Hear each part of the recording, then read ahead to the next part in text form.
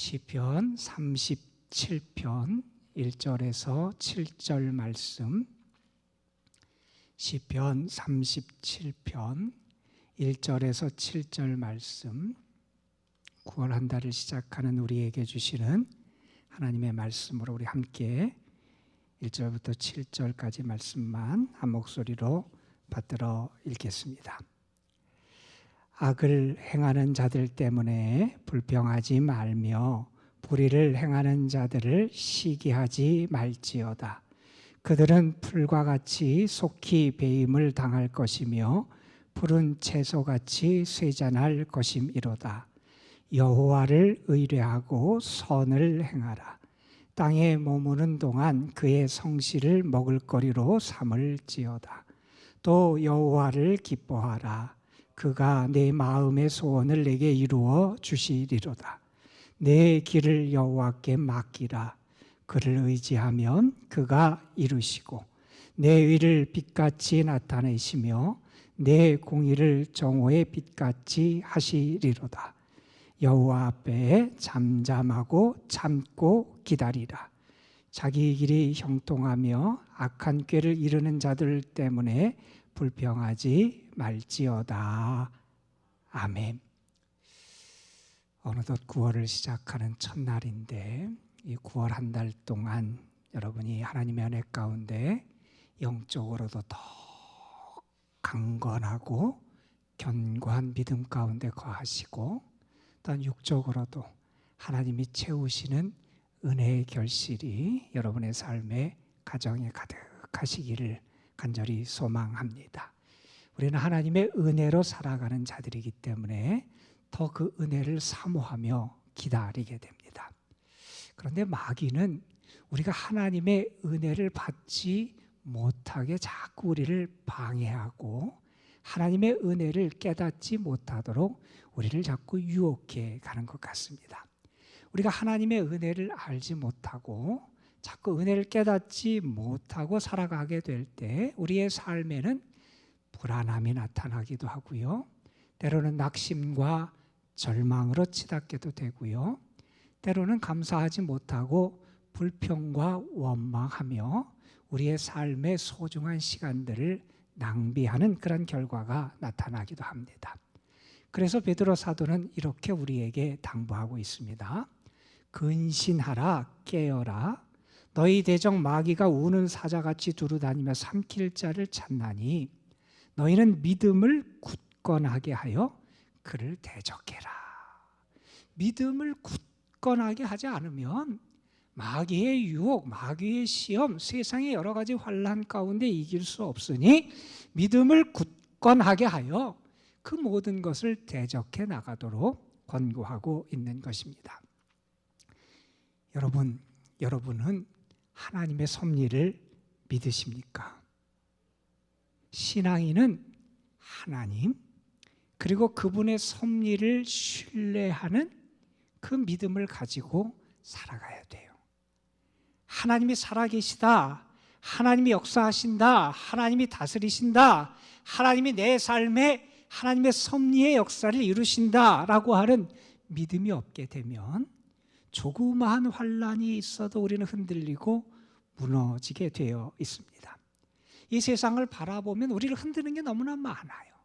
악한 모습이 보이기도 하고 악인들이 잘 되는 것이 우리에게 보이기도 하고 불의한 모습이 많은 것 같기도 하고 내 앞에 이렇게 산적한 많은 어려움과 시련들을 바라보게 될 때 우리 자신이 흔들리기가 참 쉽습니다. 우리 믿음의 사람은 어떤 상황이든 또한 어떤 환경 가운데 있어도 흔들리지 않을 수 있는 믿음이 있어야 하지요. 하나님이 살아 계신다 하는 믿음, 하나님이 분명히 역사하신다 하는 믿음, 나는 하나님의 섭리를 믿습니다 라고 하는 그런 확신이 우리에게 능력이 될 줄로 믿습니다. 여러분, 그 믿음을 꼭 붙잡아야 돼요. 잠언은 우리에게 이런 권면을 하지요. 사람이 마음으로 자기의 길을 계획할지라도 그의 걸음을 인도하시는 이는 여호와시니라. 우리가 이것을 잊어서는 안 돼. 내가 아무리 내 생각, 나의 삶을 계획하고 꿈꿀지라도 그 모든 것을 이끌고 이루시는 분이 하나님이시라는 겁니다. 우리는 그것을 고백하며 살아가야 한다는 겁니다. 오늘 시편 37편의 말씀도 다윗의 시편으로 알려진 시편입니다. 사람들은 이 시편을 이럴 때 아마 다윗이 짓지 않았을까 이렇게 짐작을 합니다. 다윗이 인생의 수많은 고난들과 환난들과 시련들을 다 겪은 다음에 혹은 그가 노년이 되어서 인생의 수많은 여정들을 이렇게 돌이켜보면서 그가 자기가 경험했던 하나님 신앙의 교훈을 지금 후대 다른 사람들에게 이렇게 교훈하고 있는 시가 이 시편 37편일 것이다 이렇게 짐작을 합니다. 우리가 알듯이 다윗은 목동이었지요. 양치기였습니다. 눈에 띄지도 않고 외모가 잘생긴 사람도 아니고 능력 있게 보이는 사람도 아니었지요. 그런데 그가 15살 때 사무엘에 의해서 하나님의 기름 부음을 받게 돼요. 하나님께서 그때 그렇게 말씀하시죠. 사람은 외모를 보지만 나 여호와는 중심을 본다. 그러면서 그를 택하셨어요. 기름 부음을 받은 이후에 그는 골리앗이라고 하는 블레셋 장수를 그가 무찔러서 이스라엘 민족의 영웅으로 세워지기도 합니다. 하지만 그때부터 그의 삶에 큰 시련이 이어지지요. 사울 왕이 시기해서 그를 잡아 죽이려고 그러고 사울의 사위가 됐는데도 불구하고 그는 결국 도망자 신세가 되었고 수없이 많은 생명의 위협과 그러한 어려움 가운데서 그것을 극복하며 살아가야 했습니다. 그가 죽음의 고비를 얼마나 많이 넘겼는지 우리는 잘 압니다. 그런데 그는 그 상황 가운데 무너지지 않아요. 그 상황 가운데 자기의 삶을 불평과 원망으로 허비하지 않아요. 그는 하나님을 신뢰해요. 하나님을 향한 믿음으로 살아가요. 또한 인내하며 그 시간을 견뎌냅니다. 어떻게 됩니까, 여러분? 결국 그의 나이 30이 되었을 때 그의 인생이 역전되는 놀라운 축복을 경험하잖아요. 사울이 죽고 이제 이스라엘 전체의 왕으로 하나님이 그를 존귀하게 높이시는 그 역사를 경험하게 됩니다. 자기의 인생에서 겪었던 이런 수많은 일들을 통해서 다윗이 고백할 수 있었던 것은 다른 게 아니에요. 하나님은 살아 계시는구나 하는 거예요. 분명히 하나님이 역사하시고 하나님의 계획과 섭리 가운데 하나님이 우리의 삶을 인도하시는구나. 나에게 시련이 있고 환난이 있고 죽음의 고비가 수없이 있었지만 내가 그 모든 것을 겪으며 고백할 수 있는 것은 다른 것이 아니라 하나님은 분명히 살아 역사하시는 하나님이시고 그 하나님께서는 나의 삶에 하나님의 섭리의 역사를 행하시는 분이 내가 믿은, 내가 고백하고 의지하는 하나님이다 하는 것을 그는 깨달았고 그 자기의 깨달음과 믿음을 다른 사람들에게 교훈하며 전해주고 있는 것이 오늘의 시편이다 하는 겁니다. 다윗이 그 다음 사람들에게 다음 세대에 전해주는 이 신앙의 교훈들, 오늘 말까지 말씀 우리가 잘 아는 말씀이지만 이 말씀들을 보면서 하나님이 이 말씀 가운데 특별히 나에게 어떤 말씀을 이 한 달 동안 붙잡고 살아가라고 하느냐 하는 것을 여러분이 좀 발견할 수 있었으면 좋겠습니다. 오늘 말씀해 보면 이렇게 1절을 시작하지요. 악을 행하는 자들 때문에 불평하지 말며 불의를 행하는 자들을 시기하지 말아라. 보면 세상을 살아가면서 억울한 일이 있을 거예요. 화나는 일이 있을 거예요. 나는 진실하게 사는 것 같고 최선을 다해서 성실하게 살아가는 것 같고 믿음으로 살아가려고 애쓰는데 나보다 악한 사람들이 잘 되는 것 같고 죄인들이 형통한 것 같은 것을 우리가 경험하게 될 때 있어요. 우리의 마음에 화가 치밀어 오르죠. 분노하게 되지요. 왜 이거밖에 내 인생을 안 될까 불평하고 원망하게 되지요. 자, 그런데 오늘 말씀 우리에게 그렇게 말합니다. 그런 것 때문에 불평하지 말라는 거예요. 그렇게 잘 되는 것 같이 보이는 사람들 시기하지 말라는 거예요. 왜냐하면 2절에서 그 이유를 설명합니다. 저희는 풀과 같이 속히 배임을 당하는 존재가 될 것이고 그들은 푸른 채소같이 쇠잔할 거다. 풀과 채소 얼마 가지 않는다는 거예요. 한 철도 안 가는, 한두 달도 안 가는 존재가 그들이라는 거예요. 지금 당장 보이기에는 그들의 삶이, 그들의 이러한 것이 영원할 것처럼 보이지만 우리는 무엇을 믿냐면 하나님의 역사를 믿는다는 거예요. 하나님의 공의를 믿는다는 거예요. 하나님의 역사하심을 믿는다는, 하나님의 심판을 믿는다는, 하나님의 섭리를 믿는다는 거예요. 그 모든 것은 쉽게 사라질 수밖에 없다는 것을 우리는 안다는 거예요. 의인의 길은 하나님께서 인정하시나 악인의 길, 죄인의 길은 망하리로다. 하나님의 섭리를 믿으면 그것 때문에 내가 무너지지 않는다는 거예요. 톨스토이라는 분이 그의 글 가운데 이런 얘기를 했어요.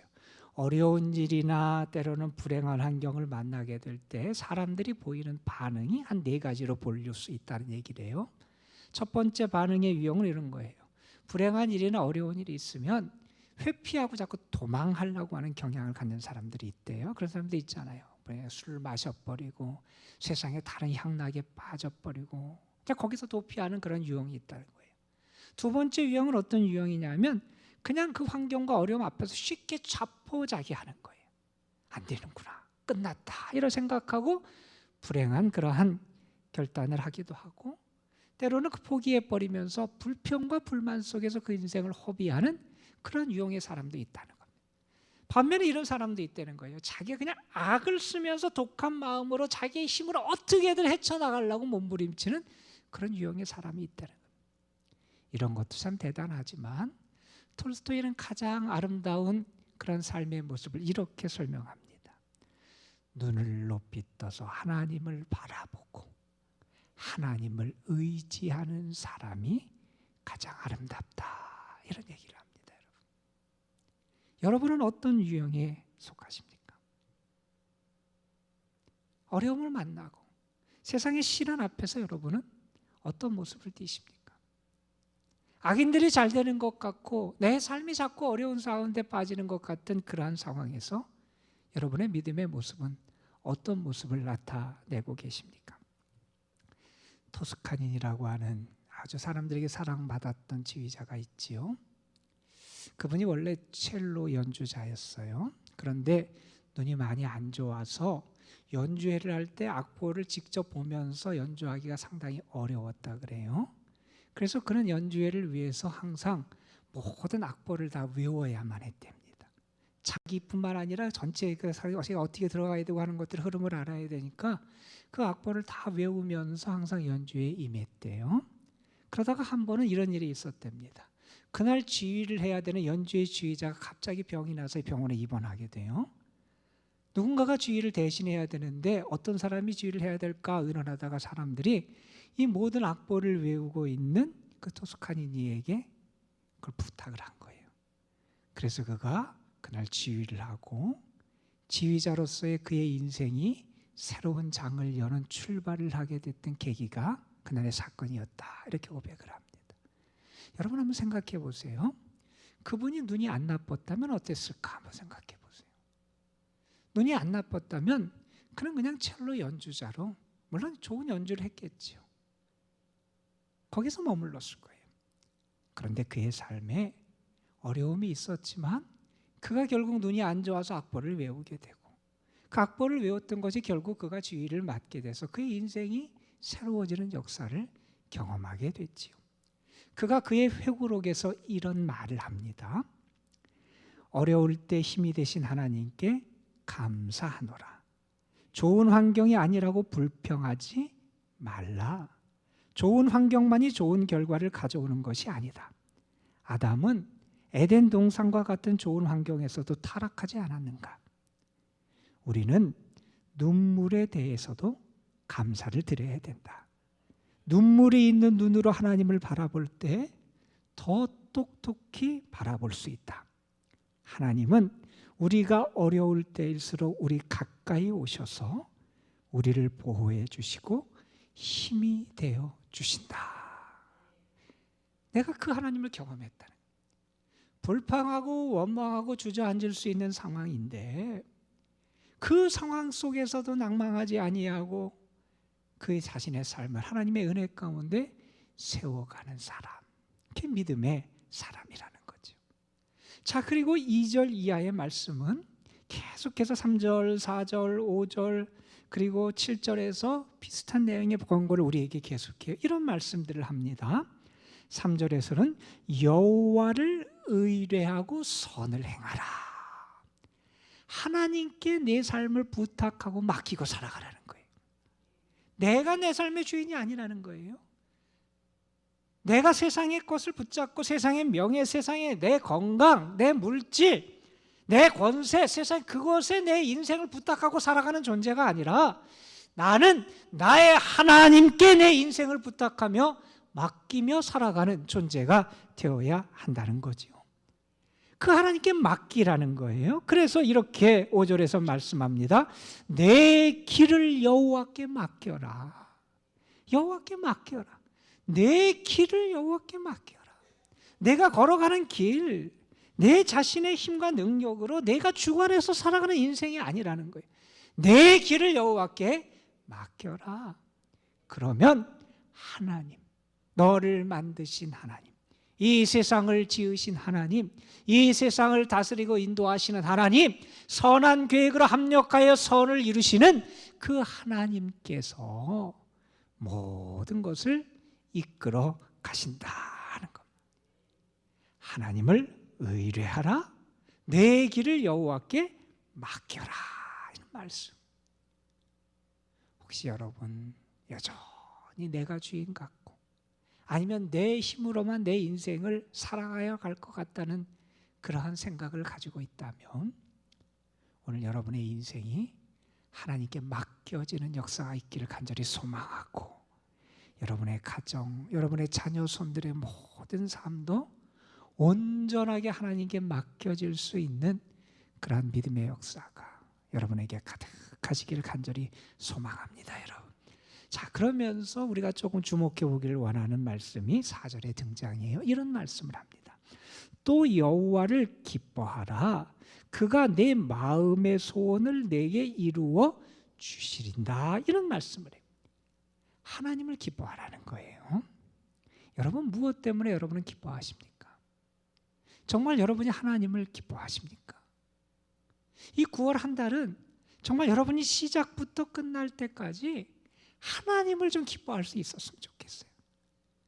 우리는 그런 생각을 해요. 우리의 생각과 세상의 가치관에 의하면 세상 사람들은 이렇게 표현할 거예요. 내 마음의 소원이 이루어지면 기뻐하겠다. 이게 세상의 가치관이고 세상의 먼저 소원이 이루어져요. 이루어지는 것이 성취돼야 내가 기뻐한다는 것이 세상 사람들의 평가고 세상의 길일 거예요. 그러나 오늘 말씀 우리에게 말해요. 여호와를 기뻐하라는 거예요. 하나님을 기뻐하면 내 마음의 소원이 이루어진다는 거예요. 그렇게 말하는 분도 있을 거예요. 소원이 먼저 이루어지는 거, 그래야 기뻐하는 게 상식 아닙니까, 여러분? 그렇게 말하는 분이 있을 거예요. 나에게 문제가 있는데 어떻게 기뻐합니까? 소원이 이루어지지 않았는데 어떻게 기뻐합니까?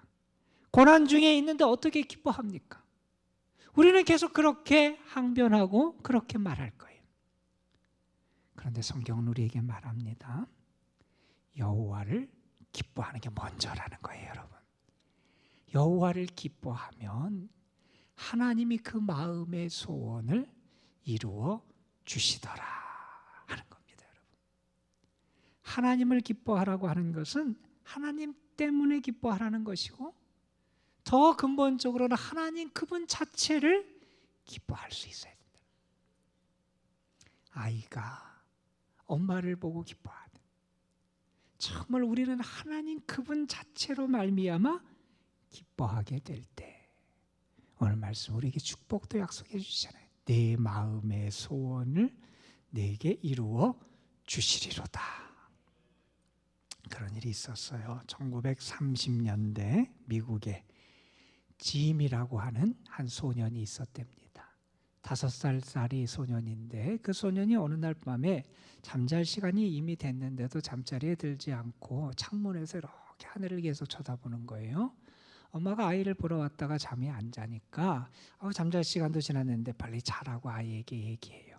그런데 아이는 계속 창밖에 떠 있는 달을 쳐다보면서 엄마한테 이렇게 얘기해요. 엄마, 나 나중에 저 달을 밟아보고 싶어요. 이런 얘기를 했다는 거예요.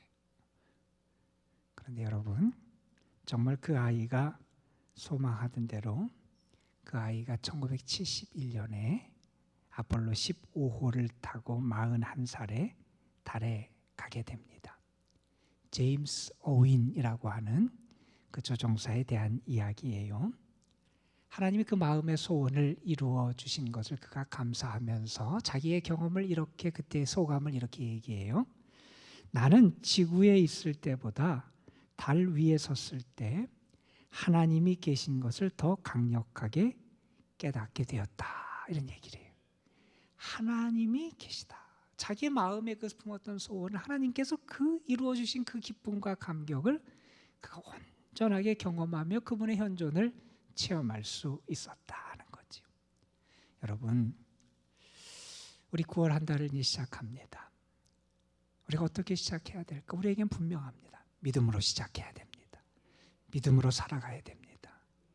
자기 인생에 많은 경험을 했던 우리의 선배 신앙인은 우리에게 여러 당부를 합니다. 이 말씀 하나 여러분에게 특별히 어떤 말씀을 주시는지 여러분 한번 붙잡아 보셨으면 좋겠습니다. 불평하거나 원망하고 시기하지 말아라 하는 말씀을 받은 분도 계실 거예요. 주님을 의뢰하고 주께 내 길을 맡겨라, 이 말씀을 받은 분도 있을 거예요. 그리고 7절에 있는 말씀처럼 잠잠히 기다려라, 이 말씀을 받은 분도 있을 거예요. 그리고 여러분 가운데 어떤 분은 여호와를 기뻐해라, 이 말씀을 받은 분도 있을 거예요. 바라기는 여러분이 이 말씀을 붙잡고 이 9월 한 달도 믿음 가운데 여러분 자신, 여러분의 가정, 그리고 우리 교회의 나라의 민족을 잘 세워가는 은혜롭고 복스러운 그러한 9월 한 달이 되시기를 주님의 이름으로 축복합니다. 기도하시겠습니다. 아버지 하나님, 9월 한 달을 시작하며 하나님의 살아계심을 믿고 하나님의 섭리를 믿으며 그 하나님께 맡기고 의지하며 살아가라고 권고한 우리의 믿음의 선배 다윗의 말씀을 우리가 함께 묵상했습니다. 불평하거나 시기하지 말아라. 여호와를 의뢰하라. 여호와를 기뻐해라. 여호와께 내 길을 맡겨라. 하나님 앞에서 잠잠하고 기다려라. 정말 하나님을 신뢰하며 하나님의 섭리를 믿고 살도록 우리에게 당부한 이 말씀을 주셨습니다. 아버지 하나님, 이 말씀이 9월 한 달 우리의 삶에 길이 되고 빛이 되고 등불이 되게 하여 주옵소서. 이 말씀을 붙잡고 참 믿음 가운데 살아가는 저희들 되게 하여 주옵소서. 그래서 여호와를 기뻐하는 자에게 내 마음의 소원을 이루어 주시리라 약속하셨던 말씀을 우리의 삶의 자리에서 축복으로 경험하며 더 기뻐하며 감사하며 살아가는 저희의 삶이 되게 하옵소서. 특별히 도남동 재단 그리고 재단에 속한 모든 성도들 저들의 삶을 하나님께 올려드리오니 주님 붙잡으시고 도우시고 인도하시고 주의 사랑과 은총으로 충만하게 채워주옵소서.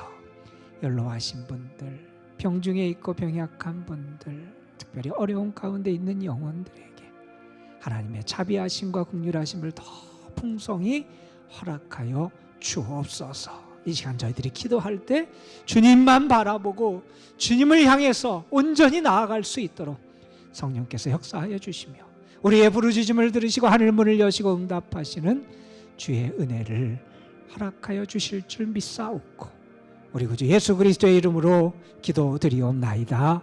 아멘.